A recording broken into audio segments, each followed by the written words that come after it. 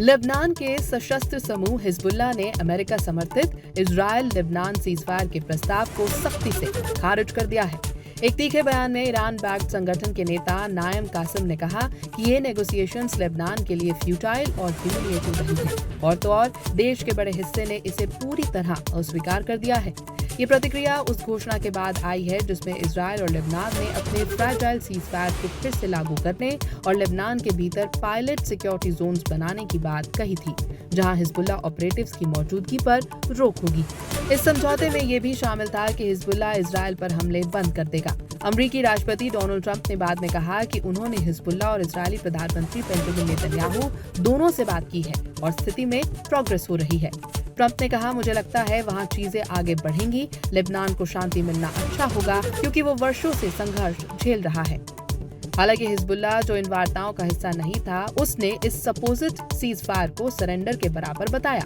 संगठन के अनुसार अगर उसे सर्दर्न फ्रंट से हटना और फायरिंग रोकनी पड़े तो ये सीधे तौर पर इजरायल के ऑब्जेक्टिव्स का पूरा होना होगा।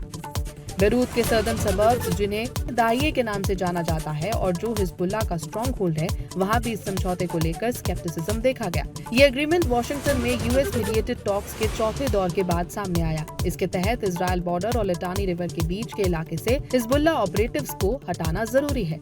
ये इलाका फिलहाल इजरायली ग्राउंड फोर्सेस के नियंत्रण में है। तकरीबन 30 किलोमीटर के क्षेत्र में लेबनीज आर्म्ड फोर्सेस को एक्सक्लूसिव कंट्रोल देने की बात कही गई है ताकि कोई नॉन स्टेट एक्टर वहां मौजूद न रहे।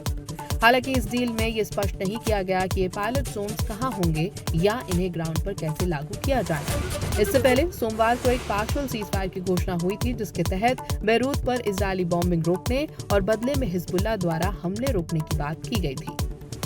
दोनों देशों के प्रतिनिधि 22 जून को फिर मिलेंगे, जहां कॉम्प्रिहेंसिव एग्रीमेंट की दिशा में आगे बातचीत होगी। एक्सपर्ट्स का मानना है कि लेबनान सरकार ने इजरायल के साथ बातचीत कर हिजबुल्लाह पर दबाव बनाने की कोशिश की, लेकिन संगठन इसे अपने राजनीतिक फायदे के रूप में देख रहा है। वो खुद को इजरायल के खिलाफ लड़ने वाली मुख्य ताकत के रूप में पेश करना चाहता है। हिजबुल्लाह एक शिया मुस्लिम मिलिशिया, पॉलिटिकल पार्टी और सोशल मूवमेंट है जो लेबनान का सबसे शक्तिशाली नॉन स्टेट एक्टर माना जाता है। ईरान के समर्थन से उसने ऐसी मिलिट्री कैपेबिलिटी विकसित कर ली है जो कई मामलों में लेबनीज आर्मी से भी मजबूत मानी जाती है। इजरायल, अमेरिका और ब्रिटेन समेत कई देशों ने इसे टेररिस्ट ऑर्गेनाइजेशन घोषित किया हुआ है। आपको बता दें कि ये संघर्ष 2 मार्च को शुरू हुआ था, जब हिजबुल्लाह ने इजरायल पर रॉकेट्स दागे थे। इसके जवाब में इजरायल ने लेबनान में एयर कैंपेन और ग्राउंड इन्वेजन शुरू कर दिया था। 16 अप्रैल को हुआ यूएस ब्रोकर्ड सीजफायर भी संघर्ष रोकने में विफल रहा।